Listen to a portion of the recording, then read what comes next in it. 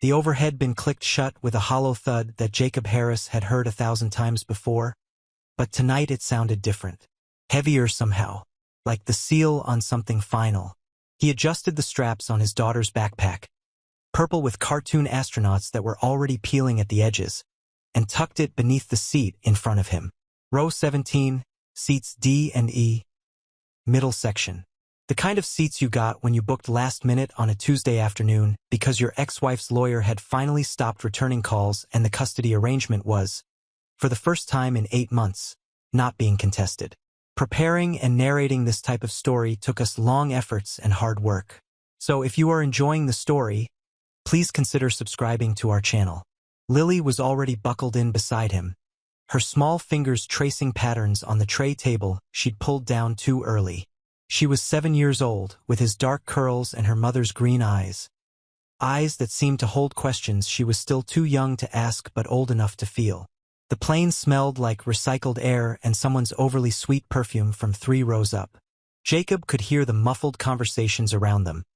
A businessman negotiating something on his phone before the flight attendants made him stop. An elderly couple comparing medication schedules. A college student laughing too loudly at something on her screen. Dad. Lily's voice was small, almost swallowed by the ambient noise. Is Mom going to be mad we're coming back early? Jacob felt something tighten in his chest, the familiar knot that appeared whenever Lily tried to navigate the invisible battlefield her parents had created. He reached over and squeezed her hand, feeling how delicate her fingers were, how they still smelled faintly of the strawberry soap from the hotel bathroom that morning. No, sweetheart. Mom knows we're coming. She's expecting us. It was true, technically. The custody arrangement had been modified. Jacob had Lily for the school year now. Full custody, Monday through Sunday, with alternating weekends at Rebecca's apartment downtown. It had taken 14 months of mediation, 6 court appearances, and more money than Jacob wanted to calculate to reach this arrangement. Rebecca had fought it initially, not because she wanted Lily more, Jacob had come to realize, but because she wanted Jacob to suffer more. Wanted him to understand that leaving her, even for reasons he'd explained carefully and quietly to the mediator, came with consequences. The flight attendants were making their way down the aisle now, checking seatbelts and overhead compartments with practiced efficiency. One of them, a woman in her 50s with kind eyes and silver-streaked hair pulled into a tight bun, paused at their row. You two all set here? Yes, ma'am, Jacob said, offering a tired smile. First flight together in a while. The attendant's expression softened. She'd probably seen 1,000 families in various states of dissolution, repair, and reconstruction. Well, you picked a good night for it. Should be smooth sailing to Denver. 2 hours, give or take. She leaned down slightly, addressing Lily directly. And what's your name, sweetheart? Lily Marie Harris. The response was automatic, the product of Jacob's consistent reminders about stranger safety and proper introductions. I'm 7 3/4. 7 3/4. That's a very important age. The attendant winked. I'll make sure to bring you some extra cookies during the flight. As she moved on, Jacob felt Lily relax slightly beside him. These small kindnesses mattered more than people realized, he thought. The world had been unkind to them in so many ways over the past year. Rebecca's anger, the legal system's grinding indifference, the scrutiny from teachers and neighbors who whispered about broken homes and damaged children. But there were still these moments. A flight attendant's warmth. A grocery store clerk who let Lily pick a free sticker. The crossing guard at her new school who learned her name within 3 days. Jacob was a software engineer, though lately that felt like an identity he'd borrowed from someone else. He worked remotely for a firm in Seattle, building interfaces for medical devices, programs that helped surgeons visualize complex procedures, that monitored patient vitals during operations, that calculated drug dosages based on real-time biometrics. Important work. Life-saving work, even. But it all happened through a screen, through lines of code that he wrote in the early mornings before Lily woke up and in the late evenings after she went to bed. Before the divorce, before the custody battle, before Rebecca had decided that his inability to make her happy was grounds for total warfare, Jacob had imagined himself differently. He'd been the kind of father who coached soccer teams and built elaborate Halloween costumes and knew the names of all his daughter's classmates. But the past year had compressed him into something more essential and more exhausted. A man who made breakfast and checked homework and showed up every single day, even when showing up felt impossible. The plane began to taxi, and Lily pressed her face against the window, watching the terminal lights slide past in streaks of white and yellow. Jacob pulled out his phone for one last check before airplane mode. 3 unread messages. One from his mother in Florida.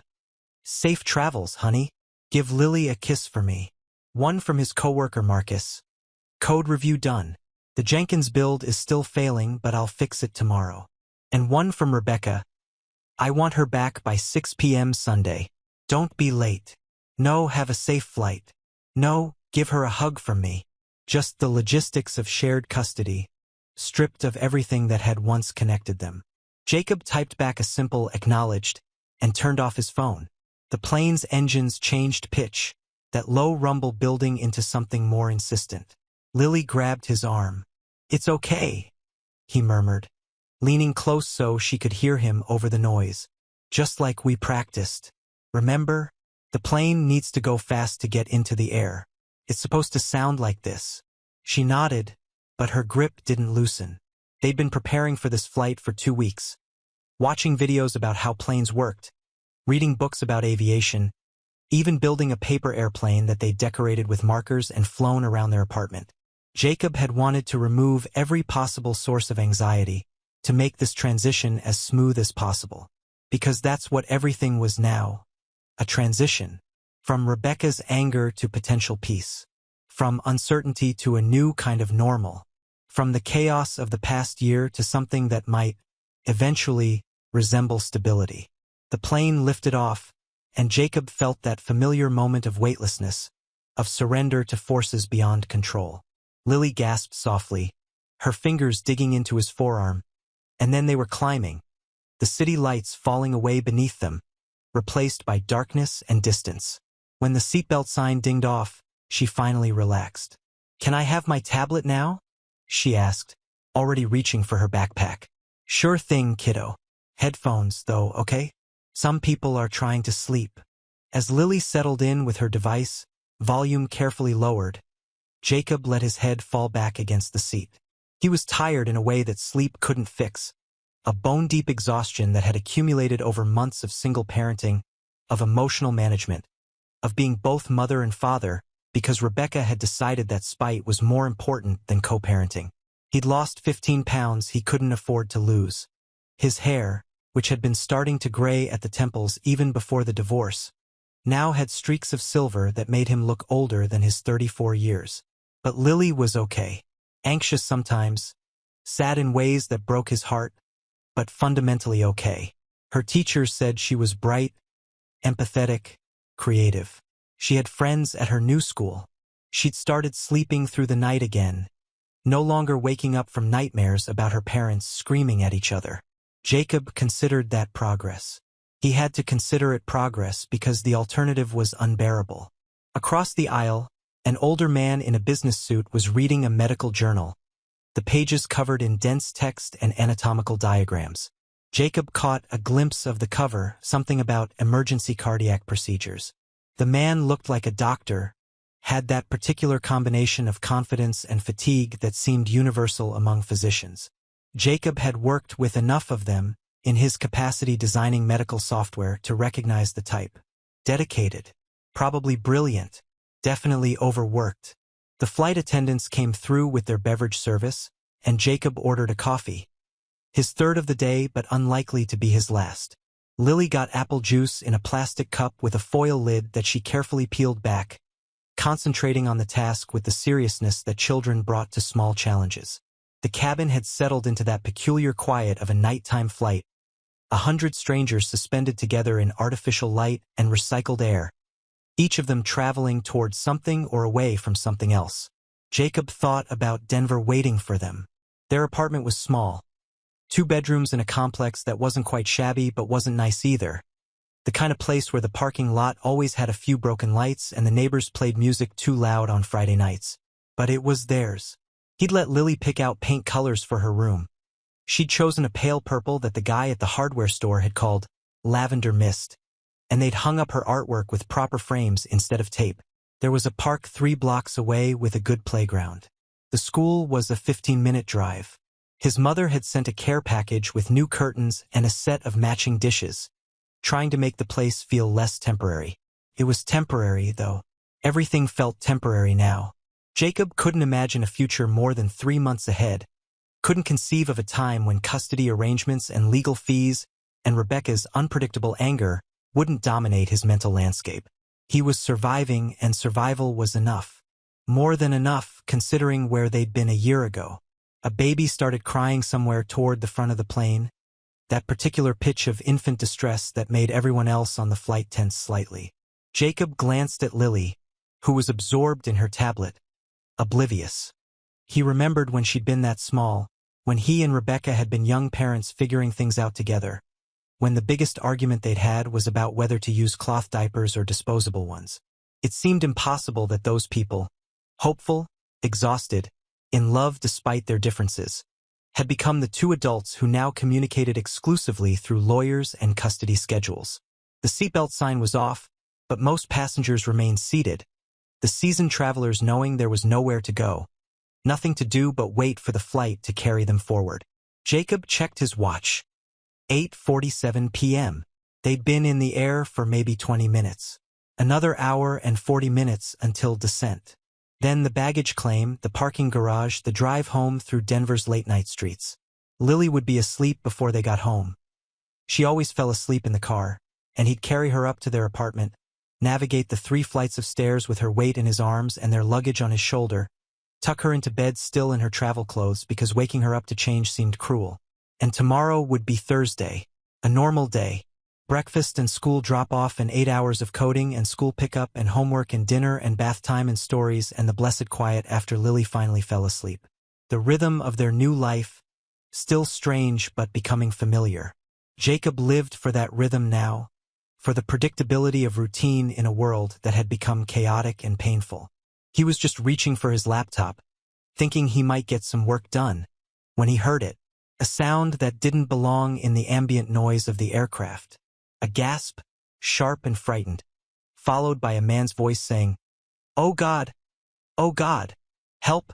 Someone help!" Jacob's head snapped up. 3 rows ahead, still in the middle section, a woman had collapsed into the aisle. He could see her legs, one shoe hanging loose from her foot, her body twisted at an unnatural angle. A man, her husband probably, was kneeling beside her, his hands hovering over her shoulders like he was afraid to touch her, afraid to make things worse. The cabin erupted into controlled chaos. Flight attendants appeared from both directions, moving quickly but not running. Other passengers half stood in their seats, trying to see, creating a wall of concerned faces and craning necks. Jacob's instinct was to look away, to protect Lily from witnessing whatever was happening. But she was still absorbed in her tablet, headphones blocking out the world. He heard fragments of urgent conversation. Not breathing. Call the captain. Need to check for a pulse. And then the sound that would change everything, that would split this flight into before and after. The intercom crackled to life, and a voice, female, trying to stay calm but laced with unmistakable fear, cut through the cabin noise. "If there is a doctor on board, please identify yourself immediately. We have a medical emergency. If there is any medical professional on board, we need you now." The emphasis on any was what got Jacob. Not the usual calm request. This was desperation.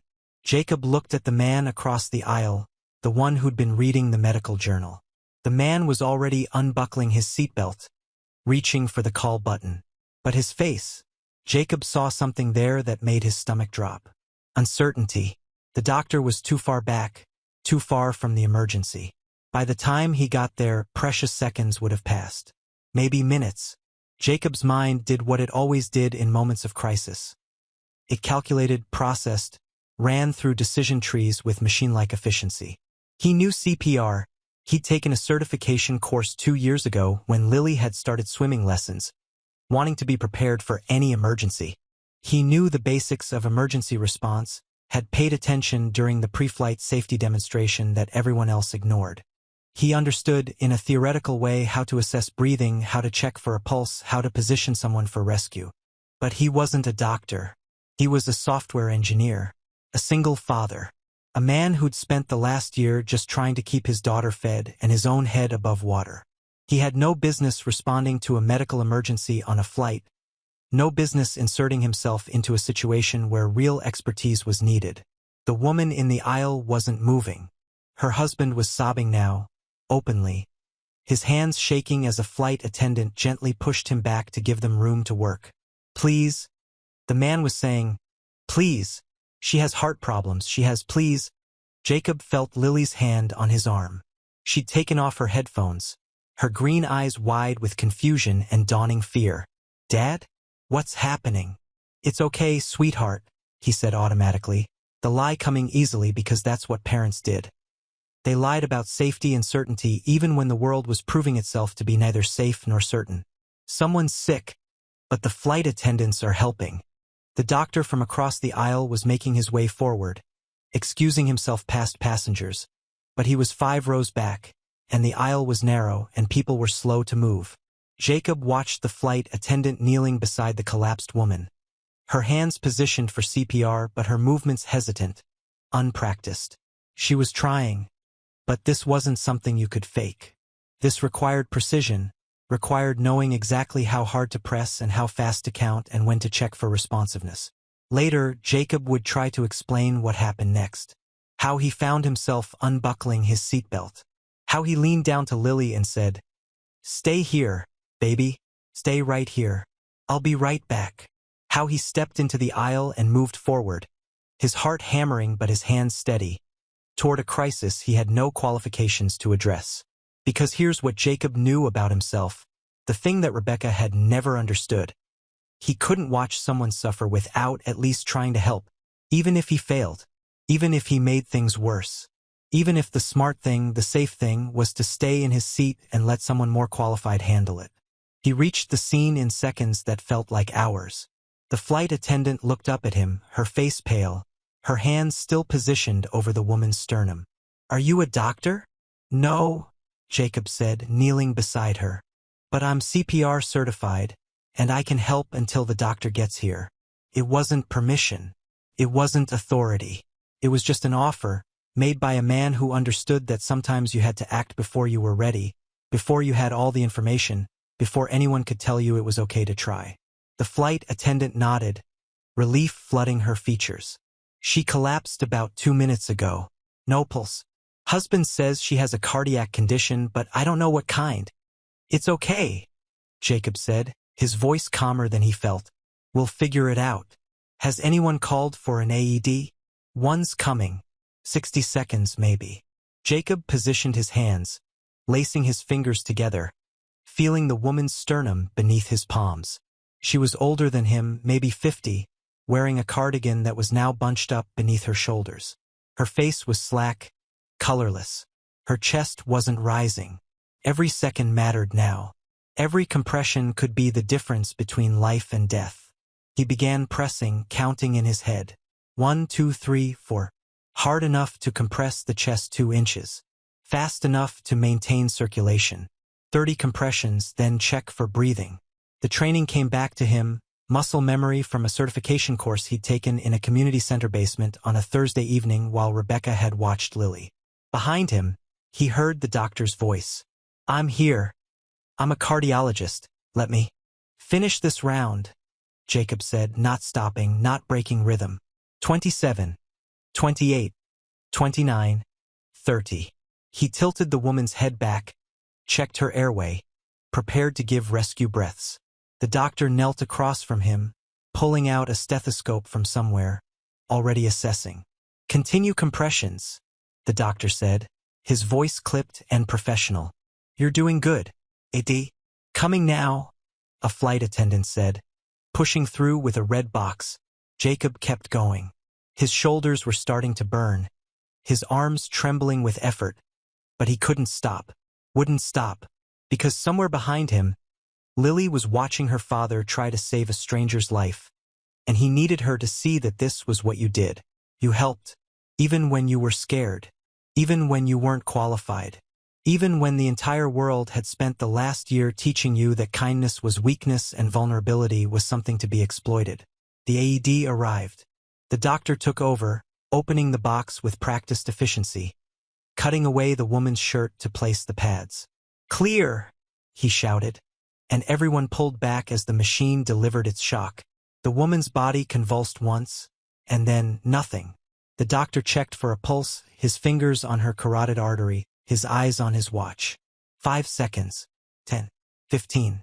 "I've got a pulse," he said finally, and the relief in his voice was palpable. "Weak, but it's there. We need oxygen, we need—" The flight attendants were already moving, bringing equipment, calling the cockpit, transforming the cabin into something that resembled an emergency room. Jacob sat back on his heels, his chest heaving, his hands shaking now that the immediate crisis had passed. The doctor looked at him, really looked at him for the first time. "You're not a doctor?" "Software engineer," Jacob managed. "But I took a CPR course. I had to do something." The doctor's expression shifted, something like respect crossing his features. "You did good. You bought her the time she needed. You probably saved her life, you know that?" Jacob didn't know what to say. He stood up, his legs unsteady, and became aware of the entire cabin watching him. 50, 60, 70 people, all of them staring at the man from 17E who'd stepped up when asked, who'd acted when action was required. He felt exposed, suddenly vulnerable in a way he hadn't felt even during the worst of the custody battle. He made his way back to his seat, past rows of faces that looked at him with something between gratitude and awe. Lily was crying when he got there, silent tears streaming down her cheeks, and he pulled her into his arms without thinking, holding her against his chest as she sobbed into his shoulder. "I was scared," she whispered. I thought something bad was going to happen to you." "I'm okay," he murmured, stroking her hair. "I'm right here. Everything's okay." But even as he said it, he knew that nothing would be okay in quite the same way again. Because in the span of 5 minutes, Jacob Harris had stopped being just a single dad in seat 17E. He'd become something else. Someone who'd been needed in a moment of crisis and had risen to meet it, despite his fear, despite his lack of qualifications, despite every reason to stay seated and let someone else handle it. The captain's voice came over the intercom, measured and calm. "Ladies and gentlemen, we're diverting to the nearest airport for medical assistance. We'll be landing in approximately 15 minutes. Please remain seated and follow all crew instructions." 15 minutes. That's all it had been. 15 minutes since Jacob had closed the overhead bin on what he'd thought would be a routine flight home. Now they were diverting, an ambulance would be waiting, and a woman was alive who might not have been if different choices had been made, if different people had been sitting in different seats. Jacob held his daughter and felt the plane begin its descent, carrying them all toward an unplanned destination, toward consequences he couldn't predict. The businessman with the medical journal was talking to the flight attendants, explaining his credentials, offering to stay with the patient. The woman's husband was being comforted by another passenger, his face buried in his hands. The cabin was quiet now, everyone processing what they'd witnessed, what could have happened, what had been prevented. And Jacob, exhausted, overwhelmed, still shaking from adrenaline, thought about how strange it was that you could board a plane as one version of yourself and land as someone different. How crisis could strip away all the identities you'd carefully constructed. Divorced father, custody survivor, overworked engineer, and reveal something more essential beneath. He was still holding Lily when she whispered, "You helped her, Dad. You saved her." "The doctor saved her," he said softly. I just did what I could until he got there. But you didn't have to. You could have stayed here with me. And that was it, wasn't it? The choice that defined everything. Stay safe or step forward. Protect yourself or risk yourself for a stranger.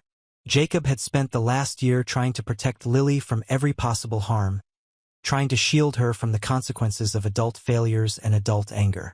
But maybe what she needed to see wasn't a father who never took risks, but one who took the right risks.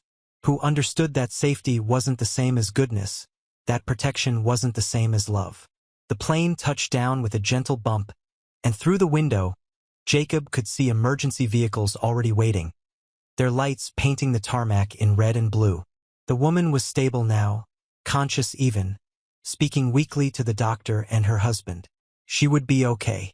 She would see another morning, another flight, another chance to tell the people she loved that she loved them. And Jacob Harris, single father, software engineer, man who'd been broken down and built back up more times than he could count in the past year, sat in seat 17E holding his daughter and understood that maybe, just maybe, being enough was actually more than enough. That showing up, even imperfectly, even without expertise, even when you were scared and exhausted and unsure, was the only qualification that really mattered. The intercom crackled one more time. Ladies and gentlemen, thank you for your patience and cooperation during this emergency. Special thanks to the passengers and crew who responded so quickly and effectively. Sometimes ordinary people do extraordinary things. Ordinary people. Extraordinary things. Jacob thought about those words as paramedics boarded the plane, as the woman was carefully transferred to a stretcher, as her husband followed behind her with tears of relief streaming down his face.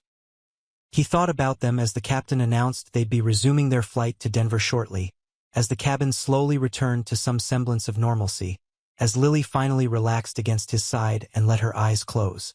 Ordinary people. That's all any of them were. The doctor with his medical journal and his expertise. The flight attendants with their training and their protocols. The passengers who'd cleared the aisle and offered assistance and borne witness to someone else's crisis with compassion instead of indifference. And Jacob Harris, ordinary in every way that mattered, carrying burdens that felt extraordinary only because they were his own, learning moment by moment how to be the father his daughter needed, the man he wanted to be, the person who could hear a desperate call for help and answer. I'm here. I'm not what you need, but I'm here, and I'll try. The plane lifted off again 45 minutes later, carrying them back toward their original destination, toward the apartment and the routine and the life they were building from the pieces of what had broken. Lily was asleep now, her head on Jacob's shoulder, her breathing slow and steady. And Jacob, still shaking slightly, still processing what had happened, still uncertain about almost everything except his love for the small person beside him, looked out the window at the darkness below and thought about how you never knew when you'd be called upon to be more than you thought you were. How crisis could find you in seat 17E on a Tuesday night, could ask you to step forward when stepping forward felt impossible, could reveal that the person you'd become through survival and struggle and sheer stubborn persistence was exactly the person someone else needed you to be. The captain's voice, calm now, routine restored. We're resuming our normal flight plan to Denver. Current time is 10:15 p.m., and we should be landing by 11:30. Thank you again for your patience. Jacob closed his eyes and let himself breathe. An hour and 15 minutes until Denver. Until home. Until the next day and the next crisis and the next opportunity to show up, imperfect and uncertain and enough. Just enough. The apartment smelled like burnt toast when Jacob finally got Lily through the door at 1:15 in the morning. He'd forgotten to clean out the toaster before they'd left for Rebecca's custody weekend. A small oversight that now felt enormous in his exhaustion. Lily was heavy in his arms, her 7-year-old body completely slack with sleep, her backpack sliding down his shoulder as he navigated the 3 flights of stairs with the practiced shuffle of a parent who'd made this journey countless times. Their luggage could wait until morning. Everything could wait until morning except getting Lily into bed. He carried her straight to her room, the one with lavender mist walls and glow-in-the-dark stars she'd insisted on arranging in actual constellations, and laid her gently on top of her comforter. She stirred slightly, mumbled something about cookies, then settled back into whatever dream she was having. Jacob pulled off her shoes, covered her with a blanket, and stood there for a long moment just watching her breathe. This was what mattered. Not the plane emergency, not whatever was waiting for him in the morning, not the 3 dozen unread emails he could see piling up on his phone. Just this. His daughter safe and sleeping, in a home they'd made together out of necessity and love and an absurd amount of IKEA furniture. He closed her door softly and went to deal with the burnt toast smell. The apartment was small enough that the kitchen, dining area, and living room were essentially one space divided by furniture placement and optimism. 2 bedrooms, 1 bathroom, a balcony that overlooked a parking lot where teenagers sometimes practice skateboarding tricks at inappropriate hours. Rent was $1,450 a month, utilities not included, and it represented a significant downgrade from the house he and Rebecca had shared in the suburbs with the 2-car garage and the landscaped yard and the monthly payment that had required both their incomes to manage. But it was theirs. That counted for something. Jacob opened windows to let in the October night air, dumped the burnt bread into the trash, and stood at the sink drinking water directly from the tap because he was too tired to reach for a glass. His reflection in the window above the sink showed him what the past 3 hours had done. His hair was sticking up on one side, his eyes had that hollow quality that came from adrenaline crash, and there was something in his expression he didn't quite recognize. Something harder, or maybe softer. He couldn't tell anymore. His phone buzzed. A text from the airline. "Thank you for your assistance during tonight's medical emergency. Your swift action and compassion exemplify the best of humanity. Safe travels." Corporate language, probably sent by an algorithm, but Jacob found himself staring at the words anyway. Swift action, compassion, best of humanity. None of those felt like descriptions of him. Of the man who'd spent the last year barely keeping his head above water, who'd lost his temper at a parking attendant last week because the ticket machine ate his credit card, who'd fed Lily cereal for dinner twice in the past month because he was too exhausted to cook anything else. Another text, this one from a number he didn't recognize. "This is David Chun, the cardiologist from tonight's flight. Got your number from the airline. Just wanted to say again, you were remarkable. That woman, Patricia, she's stable and heading into surgery. You gave her a fighting chance. Thank you." Jacob sat down at their small kitchen table, the one that wobbled unless you folded a piece of cardboard just right under the short leg, and read the text 3 times. Patricia. The woman had a name now, had a life beyond those terrible minutes in the airplane aisle. Had a husband who'd sobbed over her. Probably had children and grandchildren and friends who would learn tomorrow how close they'd come to losing her. He typed back, "Glad she's okay. You did the real work. I just helped until you got there." The response came immediately. That's exactly what made the difference. The until. Most people would have waited. You didn't. That's not ordinary. But it was ordinary, Jacob thought. It was just doing what needed to be done. The same way he got up every morning at 5:45 to pack Lily's lunch before she woke up. The same way he drove to her school conferences and read the teachers' reports about her progress and her challenges and figured out how to help her with fractions even though he'd forgotten most of his elementary school math. The same way he'd filed the custody modification paperwork himself, spending hours in the law library because he couldn't afford an attorney for every document, every motion, every response to Rebecca's increasingly desperate attempts to maintain control over their shared life. Ordinary. Just survival dressed up as something more impressive. Jacob's alarm was set for 6:30. That gave him 5 hours of sleep if he went to bed right now, which he wouldn't, because his mind was still racing and there were dishes in the sink and Lily's school uniform needed to be laid out for tomorrow, and he should probably send his mother a text letting her know they'd landed safely, even if the landing had been more complicated than anticipated. He washed the dishes by hand. The dishwasher had broken 2 weeks ago and the landlord kept promising to fix it, and found himself thinking about the custody battle, about how Rebecca's lawyer had painted him as neglectful during the hearings, how she'd brought up the time he'd forgotten about picture day at school, the time he'd been late picking Lily up because a work meeting ran over, the time he'd let her stay up past bedtime to finish a movie because she'd been having such a good time and he hadn't had the heart to cut it short. Neglectful. That was the word they'd used. As if every parent didn't occasionally forget picture day or run late or bend the rules because childhood was short and memories mattered more than rigid bedtimes. The mediator had seen through it eventually, had recognized what Jacob had known from the beginning. Rebecca wasn't fighting for Lily. She was fighting against Jacob, against his decision to leave a marriage that had become toxic, against his refusal to pretend everything was fine when everything was clearly broken, against his insistence that they could co-parent effectively if she would just stop weaponizing their daughter. Mr. Harris clearly prioritizes his daughter's well-being, the mediator had written in her final report. His residence is modest but appropriate. His work schedule is flexible and accommodates Lily's needs. He demonstrates consistent involvement in her education and emotional development. Most significantly, he is the only parent who consistently speaks respectfully about the other parent in front of the child. That last part had been the clincher, because Rebecca couldn't help herself. She'd badmouthed Jacob to Lily, had told their 7-year-old that Daddy had abandoned them, that he didn't love us anymore, that he was choosing his work over his family. All lies. All said where the custody evaluator could document them. Jacob dried the last dish and put it away. 3 a.m. now. He really needed to sleep. But first he sent the text to his mother. Home safe. Flight was interesting. Long story. Tell you tomorrow. Love you. Then he opened his laptop, an old MacBook Pro that was starting to show its age, and checked his work emails. 47 unread. Most could wait, but there was one from his manager, Kevin, marked urgent. Jacob, client wants changes to the cardiac monitoring interface by Friday. I know you're dealing with personal stuff, but this is high priority. Can we talk tomorrow? Friday. That was 3 days away. The cardiac monitoring interface was a complex piece of software that connected to devices worn by heart patients, that alerted doctors when dangerous arrhythmias developed, that could mean the difference between early intervention and catastrophic failure.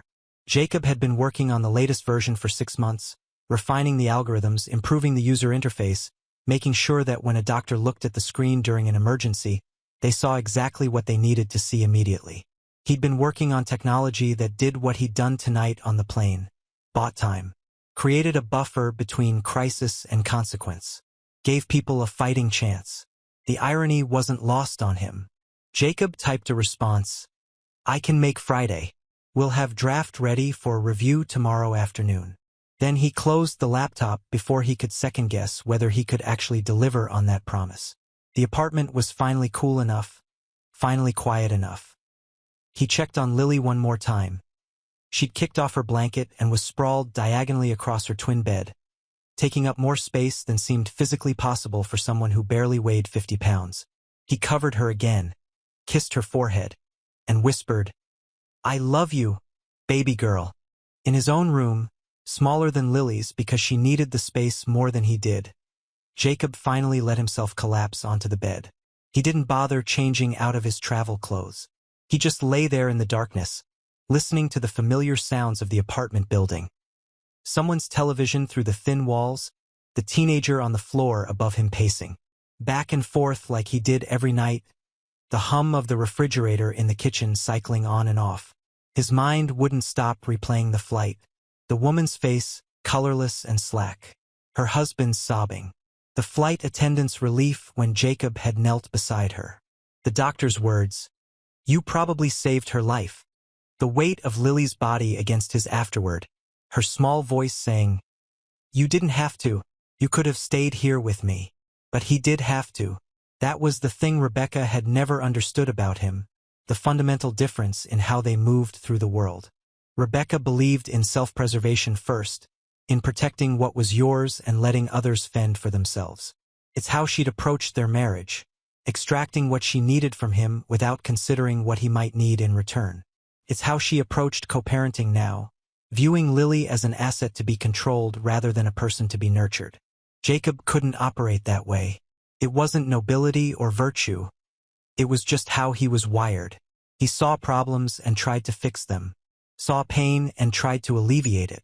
Saw someone collapsing in an airplane aisle and could not respond, even when responding meant leaving his daughter scared and worried, even when he had no real qualifications beyond a certification course and the belief that doing something was better than doing nothing. His phone buzzed again. Another text, this time from a number he did recognize. Rebecca. Lily left her stuffed rabbit here. She's going to want it at bedtime. You should have checked before you left. It was 3:17 in the morning. Rebecca knew he'd just gotten home from the airport, knew Lily would be asleep, knew that sending this message now served no purpose except to remind him that he'd failed at something, however small. The rabbit, a worn gray bunny named Mr. Pickles that Lily had owned since she was 2, was indeed missing, and Lily would indeed notice tomorrow. But she'd survive. Children were resilient like that. Jacob didn't respond. He'd learned, through painful trial and error, that engaging with Rebecca's late-night provocations only fed the cycle. Instead, he made a mental note to pick up a substitute rabbit tomorrow during his lunch break. Something similar enough that Lily wouldn't feel the absence too acutely. It wouldn't be Mr. Pickles, but it would be something. He must have fallen asleep eventually, because the next thing he knew, his alarm was blaring and pale sunlight was filtering through the curtains. 6:30. He'd gotten maybe 3 hours of actual sleep, interrupted by dreams of airplane aisles and falling bodies and Lily's voice asking over and over, "Why did you leave me?" Jacob silenced the alarm and lay there for exactly 30 seconds, allowing himself that brief window of weakness before the day's demands took over. His shoulders ached from the CPR compressions. His head throbbed from exhaustion. He could hear Lily stirring in her room, the distinctive sound of her feet hitting the floor, the padding of her footsteps toward the bathroom. The routine began. He got up, splashed water on his face, started the coffee maker that was the single best investment he'd made since the divorce. By the time Lily emerged, rubbing her eyes and dragging her blanket behind her, he had cereal poured and orange juice waiting at the table.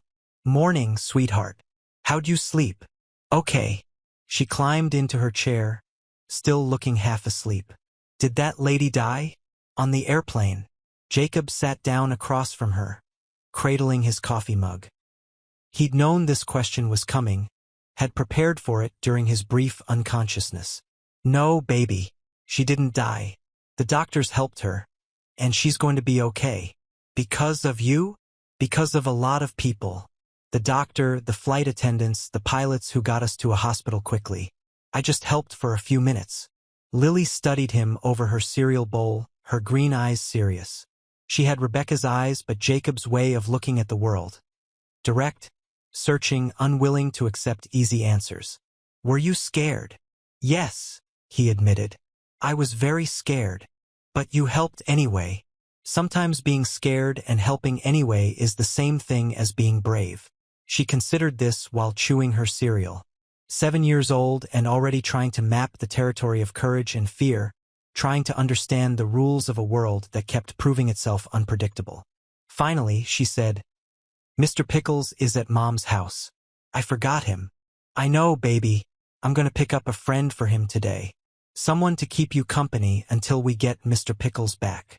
"It won't be the same." "No," Jacob agreed. "It won't be the same. But different isn't always bad. Sometimes it's just different." This was the conversation they'd been having in various forms for a year now. About divorce and custody and the ways life changed without permission. About making the best of circumstances you didn't choose. About finding comfort in new things when old comforts were temporarily unavailable. Jacob was tired of having this conversation, but he'd keep having it for as long as Lily needed to hear it. They went through the morning routine with the efficiency of long practice. Lily got dressed in her school uniform, blue polo shirt, khaki pants, sneakers that lit up when she walked. Jacob made her lunch. Turkey sandwich, apple slices, granola bar, juice box. Checked her backpack for homework. Signed the permission slip for next week's field trip to the Science Museum. Braided her hair because she decided last month that she wanted to look like Elsa from Frozen, and braids were apparently essential to that aesthetic. "Dad," Lily asked as he was finishing the braid, "why didn't Mom come to the airport?" "Because your mother is more interested in punishing me than in seeing you," Jacob thought. What he said was, "Mom had to work, sweetheart. But she's excited to see you this weekend." Another lie. Or maybe not a lie exactly. Rebecca probably was excited to see Lily, in her own complicated way. She just couldn't separate that excitement from her anger at Jacob, couldn't love their daughter without using that love as a weapon. They got in the car.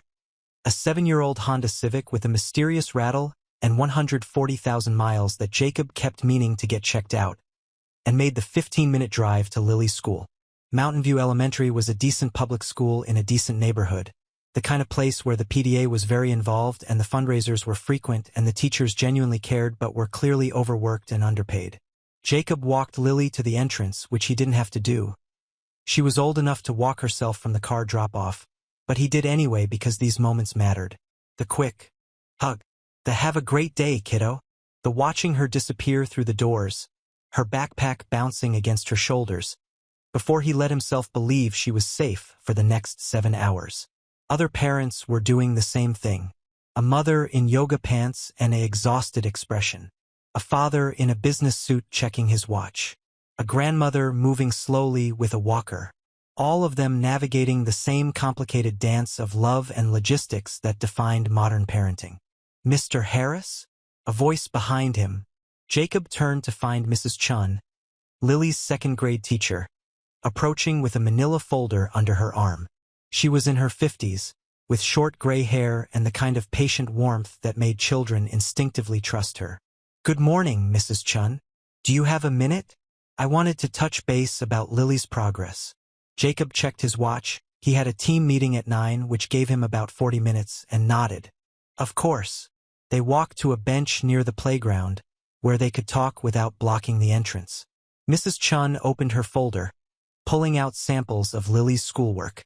Math worksheets with mostly correct answers. A writing assignment about my family that made Jacob's chest tight just looking at it. A drawing of their apartment building with flowers that didn't actually exist in the landscaping. "Lily's doing very well academically," Mrs. Chun began.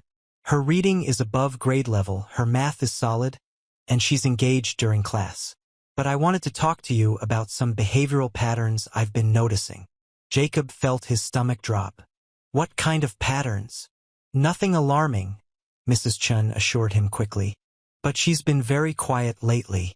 During free time, she tends to sit alone with a book rather than playing with the other children.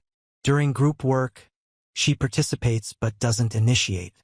And a few times, I've caught her just staring out the window with this worried expression. She's going through a lot," Jacob said, the words feeling inadequate even as he spoke them. "The custody situation, the move, adjusting to a new school. It's been a difficult year. I understand. And I'm not suggesting there's a problem, exactly. More that I want you to be aware. Children process trauma differently than adults. Sometimes they internalize it, make themselves small, try not to be a burden. Trauma."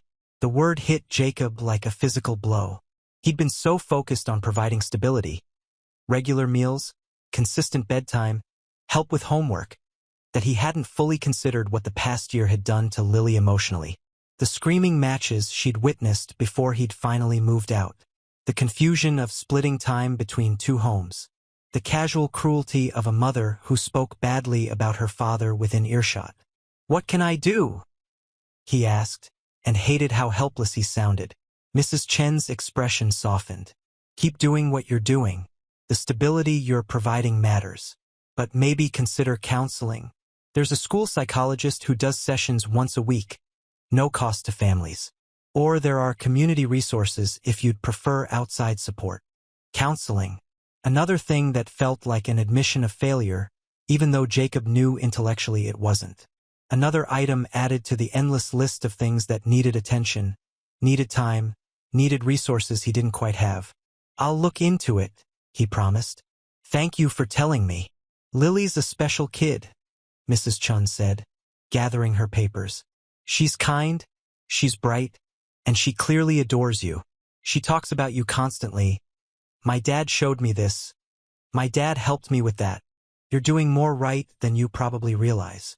Jacob watched her walk back toward the school building, then sat on the bench for another minute just processing. Lily was struggling. Of course she was struggling. How could she not be struggling? And he'd been so focused on basic survival, keeping them housed and fed and physically safe, that he'd missed the quieter signs of distress. The mother in yoga pants sat down beside him, pulling out her phone. "First time getting the teacher talk?" "Something like that. It gets easier," she said, not looking up from her screen. "Or you get more numb to it. I can't tell which." Jacob drove to the nearby shopping center where there was a Target and a Starbucks and a dozen other stores catering to suburban necessity. He had 30 minutes before his meeting. He went straight to the toy section, searching for something that could substitute for Mr. Pickles. The stuffed animal aisle was overwhelming, hundreds of options, none of them quite right. Too big, too small, too colorful, too expensive. He finally settled on a gray rabbit that was approximately the right size and had a similar soft texture. It wasn't Mr. Pickles, but it would do. At the register, the clerk, a college-aged girl with purple hair and multiple ear piercings, smiled at him. Someone's lucky kid is getting a new friend. Hopefully she'll see it that way. Trust me, the girl said, scanning the rabbit. When my parents got divorced, my dad bought me a stuffed elephant.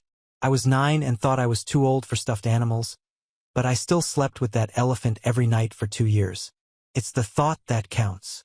Jacob paid and left, carrying the rabbit in its plastic bag, feeling like he was smuggling evidence of his own inadequacy. This was what his life had become. Emergency substitutions for comfort objects, teacher conferences about behavioral concerns, 3 hours of sleep and a full workday ahead, and the constant awareness that he was one crisis away from everything falling apart. His phone rang as he got back to his car. Unknown number. He almost didn't answer, but something made him pick up. Mr. Harris?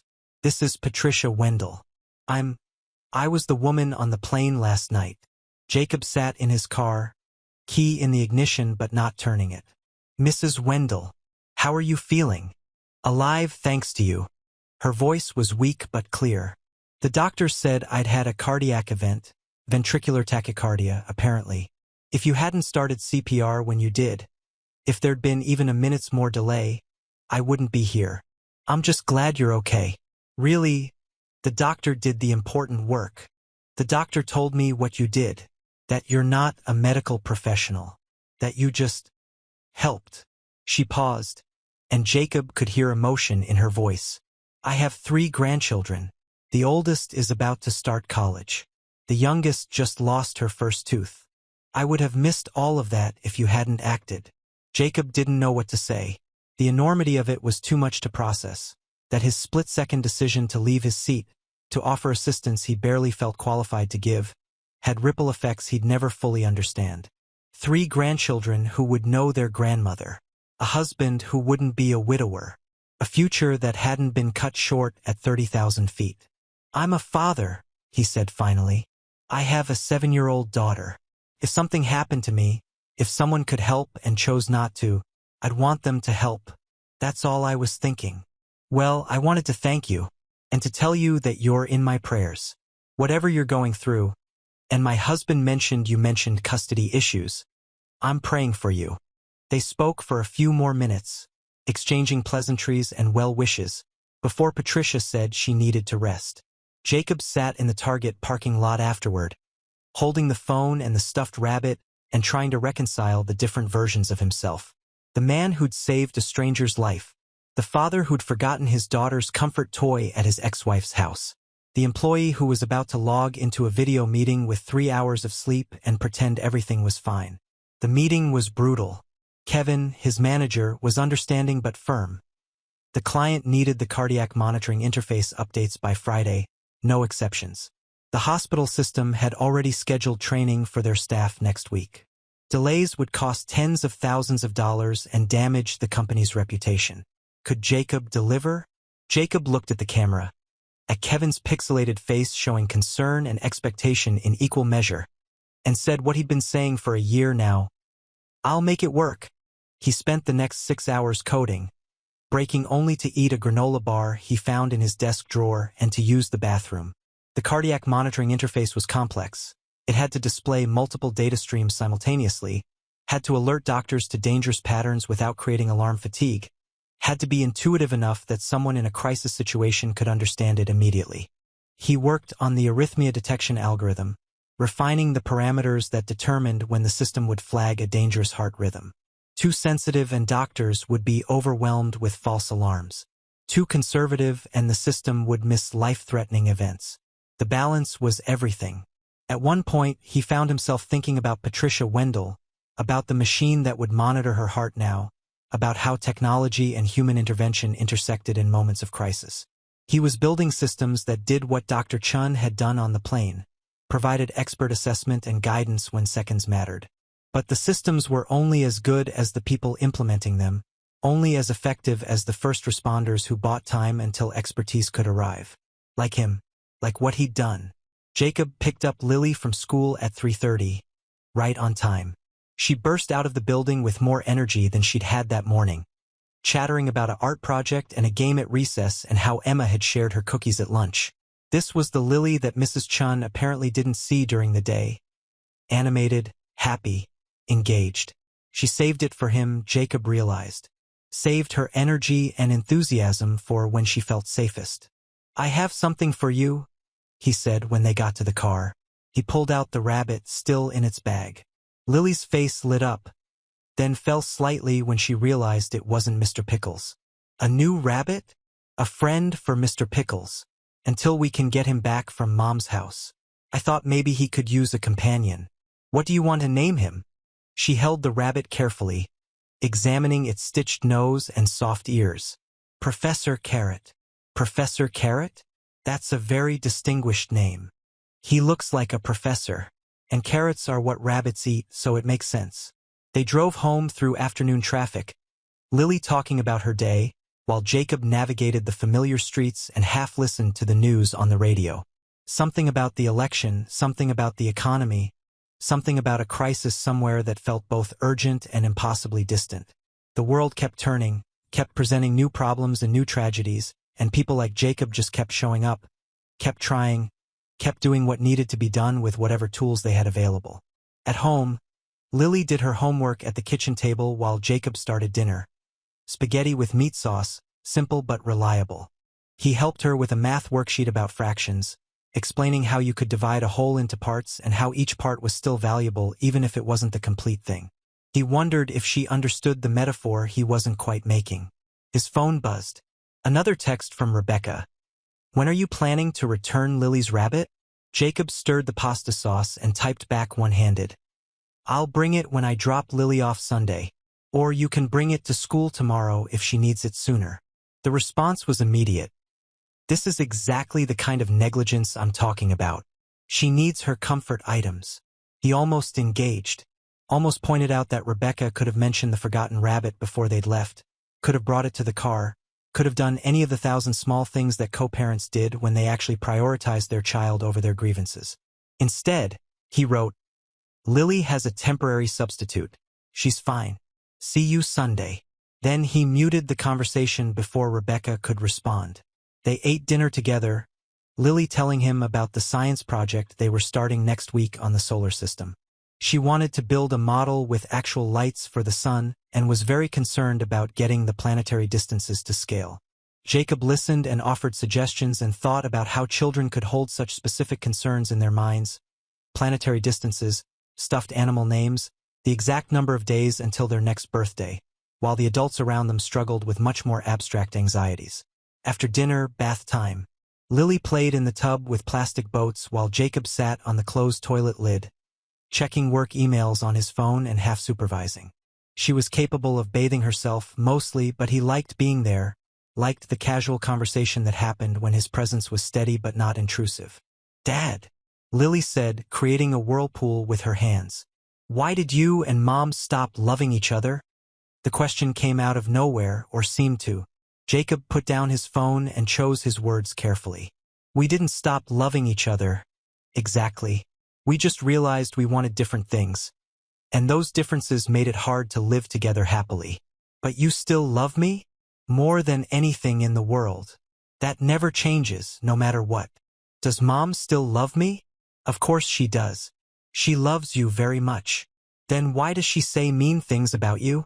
Jacob Harris is a software engineer living in Denver, raising his 7-year-old daughter Lily in a modest apartment while managing a contentious co-parenting relationship with his ex-wife Rebecca.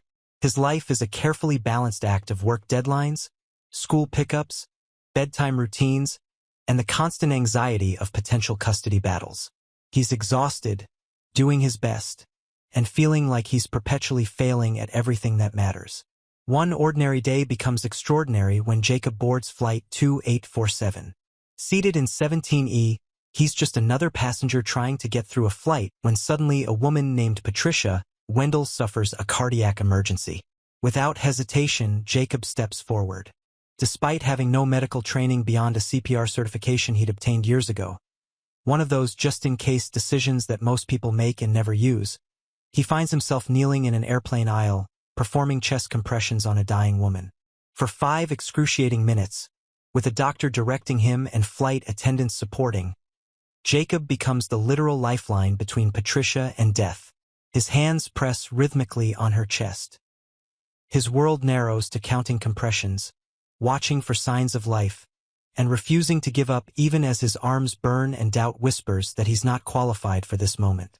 When Patricia finally gasps back to consciousness, Jacob has saved her life. But this isn't where the story ends. It's where it truly begins. Jacob returns home thinking the incident will fade into memory, just another extraordinary moment that life occasionally delivers. Instead, he faces the complex reality of what happens when ordinary people do extraordinary things in our media-saturated world. First comes gratitude. Patricia Wendell, recovering in the hospital, tracks him down to express her profound thanks. She's a grandmother of 3 who gets to continue living because a stranger chose to act. Her gratitude is genuine and moving, but it sets in motion consequences Jacob never anticipated. Then comes the media. A local news station wants to interview him. He declines, valuing his privacy and Lily's stability above recognition. But Patricia shares her story publicly, mentioning the amazing stranger who saved her life. Social media catches fire. Within days, Jacob's act of heroism becomes a viral story about everyday heroes, shared thousands of times, picked up by national news outlets.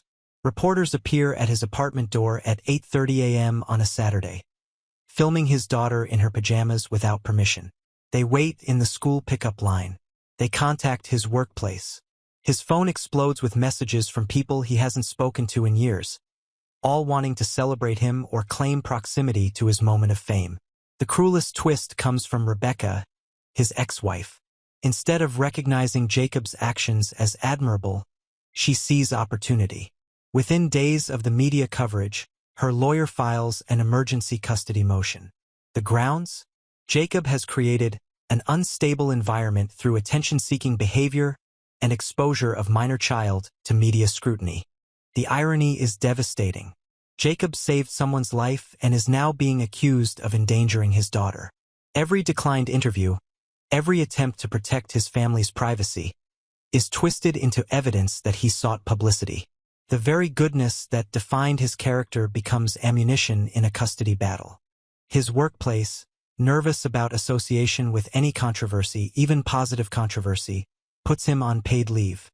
Online commenters question his motives, suggesting he performed CPR for attention or criticizing him for receiving recognition that everyday EMTs never get. The backlash is as intense as the praise, and Jacob finds himself trapped in a narrative he never wanted to be part of. Throughout this chaos, 7-year-old Lily watches and learns. She's already struggling with the divorce, with splitting time between 2 homes, with the quiet ways children internalize adult conflict. Now she witnesses her father being simultaneously celebrated and vilified for the same action.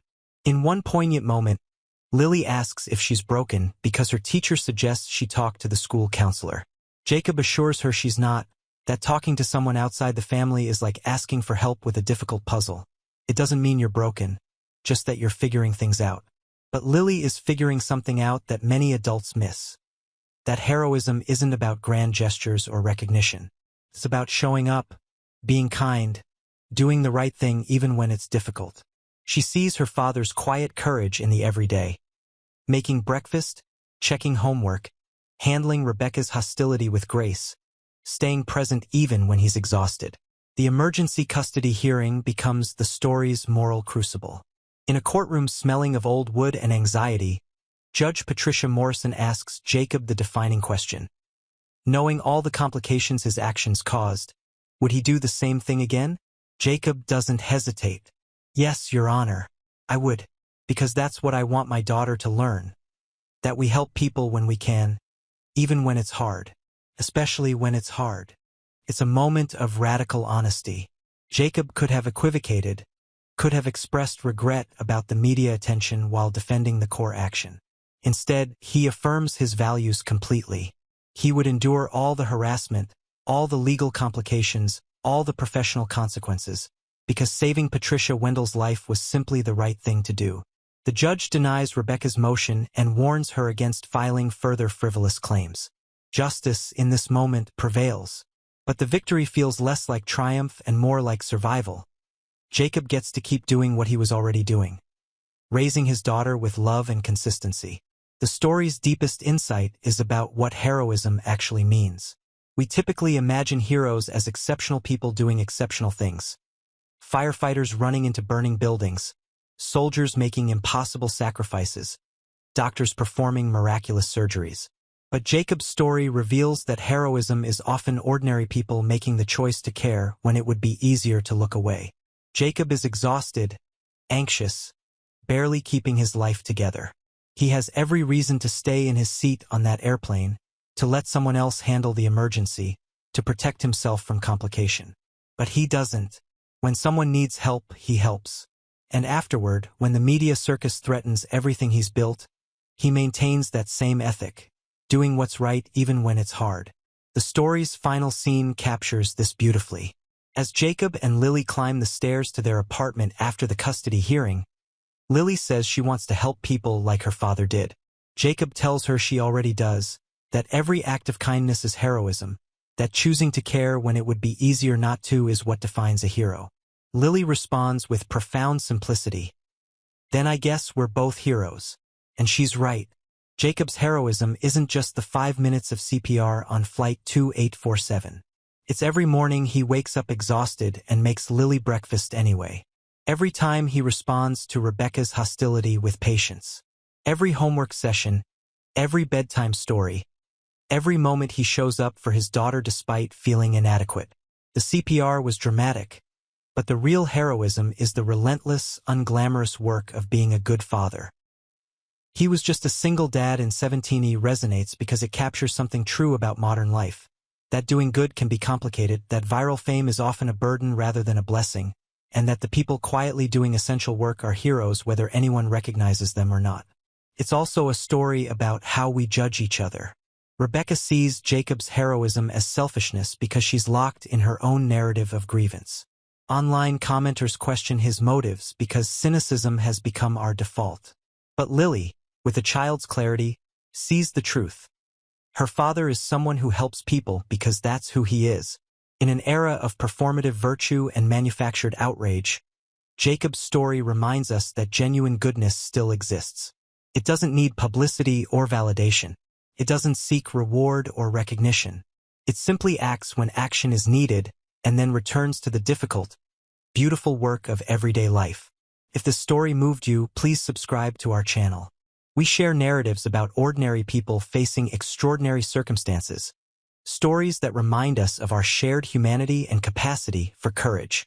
Your subscription helps us continue bringing these powerful tales to listeners who need reminding that heroism lives in unexpected places.